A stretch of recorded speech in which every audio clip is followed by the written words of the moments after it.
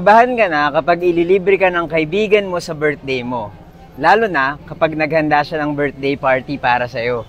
Kasi baka mamaya, magaya ka sa isang babae na malagim yung sinapit sa kamay ng friend niya.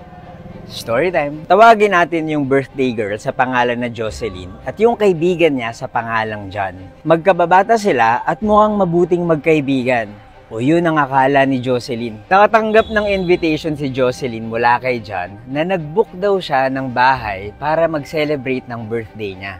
Hindi naman tumanggi si Jocelyn dahil nga may tiwala siya kay John. Naalala ko yung kwento na to dahil birthday ng isang taong mahilig mag-story time. Ako nga pala si Buji at mahilig ako mag-story time. Kung di nyo pa ako pina-follow follow nyo na ako. Nangyari to noong June 18, 2024. Nakita sa isang video doorbell ng isang bahay na sabay na pumasok si Jocelyn at si John noong araw na yon. Wala silang ibang kasama. Ito yung bahay na nirentahan ni John para sa birthday ni Jocelyn. Ayon sa kwento, meron daw hinanda si John na birthday cake, mga bote ng wine na may nakalagay na I love you, at meron din siyang regalo na sapatos para kay Jocelyn. Pagkalipas ng ilang oras, nakita sa video doorbell na lumabas silang dalawa ng bahay.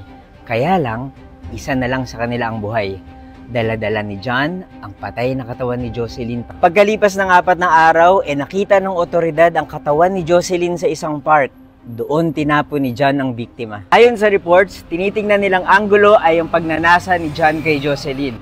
Ninakawan pa ng kriminal yung biktima kasi ginamit niya yung credit card ni Jocelyn para sa isang subscription sa isang website na kilala para sa mga malalaswang content. Ang saklap lang na yung araw na sineselebrate mo yung araw ng kapanganakan mo, yung araw rin pala ng kamatayan mo. Ayon sa investigation, namatay si Jocelyn dahil sinakal siya ni John. Nahuli si John at nag-plead siya ng guilty sa korte.